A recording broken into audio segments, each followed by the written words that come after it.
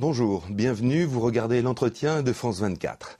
Le chemin que les Palestiniens ont choisi, en demandant probablement dans les semaines qui viennent la reconnaissance d'un État par l'ONU, n'est pas l'aboutissement d'un processus de paix, mais bien plutôt l'illustration d'un constat d'échec. À défaut de garantir un avenir radieux aux Palestiniens, cette démarche a au moins le mérite de placer la communauté internationale devant ses responsabilités.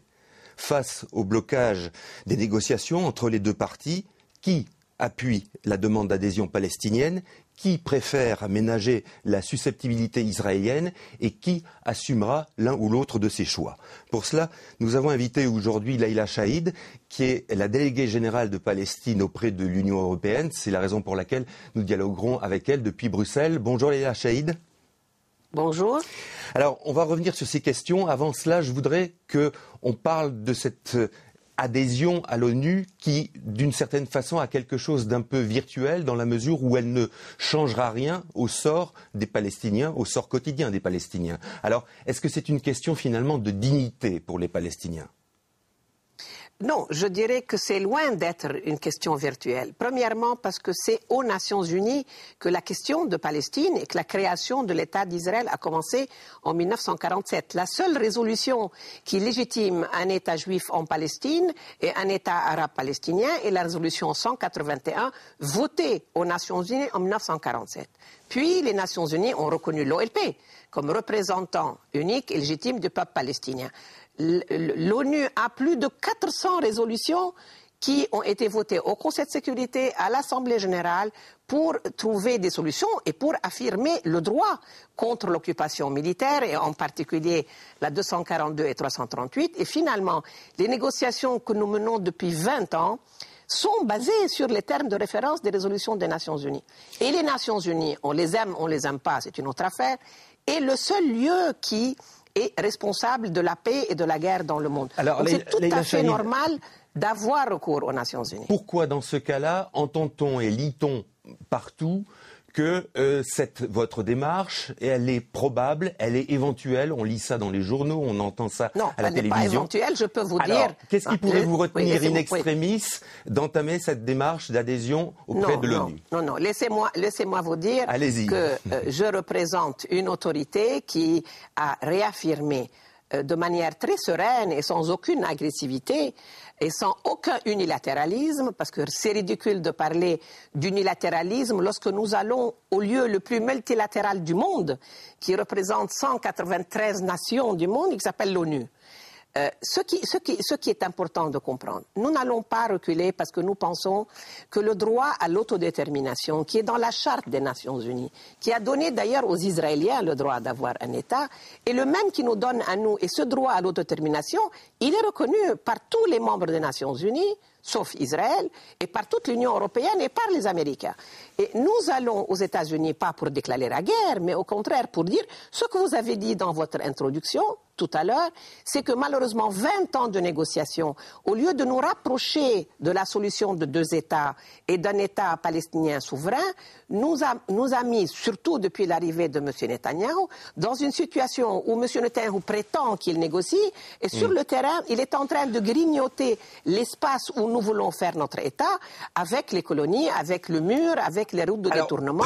Il est impensable de continuer à faire la politique de l'autruche, que ce soit Madame Chaïd, vous, en ne prenant pas de décision. En quoi l'adhésion à l'ONU et la reconnaissance par l'ONU d'un État palestinien change-t-elle quoi que ce soit sur le terrain, justement, à la politique israélienne que vous venez de décrire ?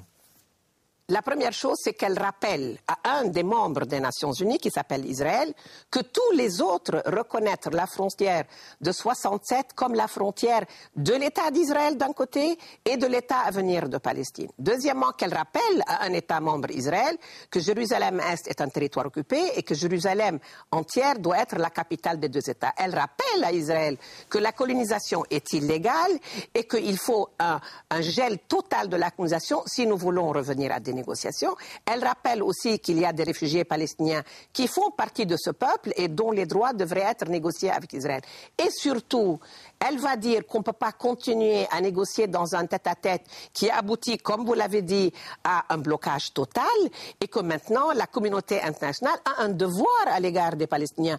Est-ce que les Palestiniens seraient le seul peuple qui n'a pas droit à la protection du droit international? Tout le monde, le Sud-Soudan, le Kosovo, les Balkans, le monde entier a droit à être protégé par les Nations Unies, par le droit international. Et après 44 années d'occupation, les Palestiniens devraient accepter d'être un peuple privé de sa liberté. Et si les États-Unis mettent leur veto, que faites-vous? Ils vont probablement le faire. Oui. Ils vont probablement faire puisqu'ils l'ont annoncé. Écoutez, rien du tout. On verra bien que les États-Unis ne sont pas un parrain objectif d'un processus de négociation ni de construction de paix et que malheureusement le président Obama, qui lui-même avait dit il y a exactement un an, j'aimerais voir un État l'année prochaine assis parmi vous à l'Assemblée générale, n'a pas tenu sa promesse, mais il reste l'Assemblée générale des Nations Unies. Il y a toutes les autres nations du monde, certaines grandes comme la Chine, certaines petites comme la Belgique, qui auront leur mot à dire. Et vous l'avez dit, il faudra que chacun assume sa responsabilité en tant que membre d'une communauté internationale qui tolère depuis 44 ans une violation systématique de tous les droits du peuple palestinien. Le droit à la liberté, à l'éducation, au voyage, à la sécurité, à la souveraineté, à l'organisation politique. Ce n'est plus admissible que l'impunité d'Israël et que le discours international, qu'il soit français ou européen ou international, continue à tolérer cette impunité. Et nous pensons que nous avons montré combien nous sommes intéressés à reprendre des négociations. Mon président l'a encore dit hier à la délégation américaine qui est venue le voir à Ramallah. Il sera prêt à reprendre la négociation à n'importe quel moment. Demain, si vraiment il y a une prise en charge de ces paramètres de négociation et un calendrier clair et net, et ça ne contredit en rien la reconnaissance de l'État, qui est un fait réel, d'ailleurs reconnu déjà par les Européens dans toutes les résolutions européennes, comme celle de décembre dernier. Vous parlez de deux choses, de cette délégation américaine que le président de l'autorité palestinienne a rencontrée et de l'Union européenne. Vous savez très bien que l'Union européenne est divisée sur cette question. Vous savez aussi que les Américains pas sur cette question seulement, oui. Bien sûr. Alors justement, est-ce que vous pensez qu'il ne va pas y avoir une sorte de réflexe de protection, d'autoprotection de l'Union européenne qui préférera finalement se rassembler sur la susceptibilité d'Israël plutôt que d'éclater devant une forme de, disons, de division entre ceux qui seront pour l'adhésion de la Palestine à l'ONU et ceux qui seront contre? Écoutez, malheureusement, l'Union européenne n'est pas seulement divisée sur la question de l'État palestinien. Elle n'a pas reconnu entièrement le Kosovo. Tous les pays de l'Union européenne n'ont pas reconnu le Kosovo. Ils sont divisés sur la question de la Libye. Et c'est normal puisque l'Union européenne est un projet en devenir. Et donc, ce n'est pas la Palestine qui les divise. Ils sont divisés sur plusieurs autres questions.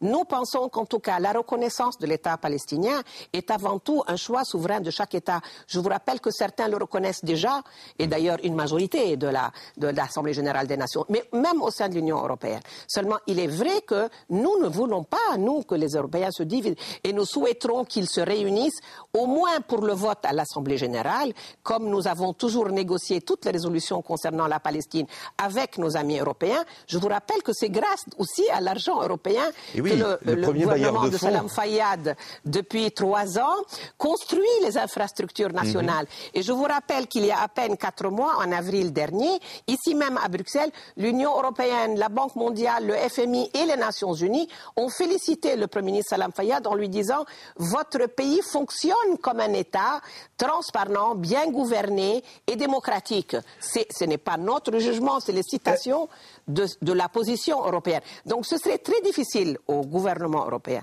d'expliquer à leurs opinions publiques, même à leurs citoyens, pourquoi d'un côté ils félicitent les Européens sur le fait que leurs institutions nationales fonctionnent parfaitement bien comme un État souverain, mieux que beaucoup d'autres autour, et par ailleurs ne le reconnaissent pas aux Nations Unies. Dernière question, Leïla Chaïd, vis-à-vis d'Israël, vous considérez que c'est le gouvernement de droite actuel qui est impossible à gérer, avec lequel on ne peut pas discuter, ou est-ce que c'est avec Israël en général que le problème Non, écoutez, votre question est foncièrement malhonnête, je dirais, intellectuellement. Non. Nous avons, si, permets-moi vous le dire très franchement. Nous négocions depuis 20 ans. Nous avons négocié avec 6 premiers ministres israéliens. M. Rabin, M. Perez, M. Netanyahou, M. Barak, M. Sharon, M. Olmert et de nouveau M. Netanyahou. 7 premiers ministres de 7 gouvernements israéliens. Ça fait 20 ans. Il est de notre devoir aujourd'hui de faire le bilan de ces négociations. Je pense que le monde entier sait combien nous avons été engagés. Il n'y a pas de symétrie entre nous et le gouvernement israélien. L'autorité israélienne, l'armée israélienne occupe la Palestine depuis 44 ans et il est temps que la communauté internationale assume sa responsabilité devant l'impunité de ces violations qui n'ont aucune raison d'être.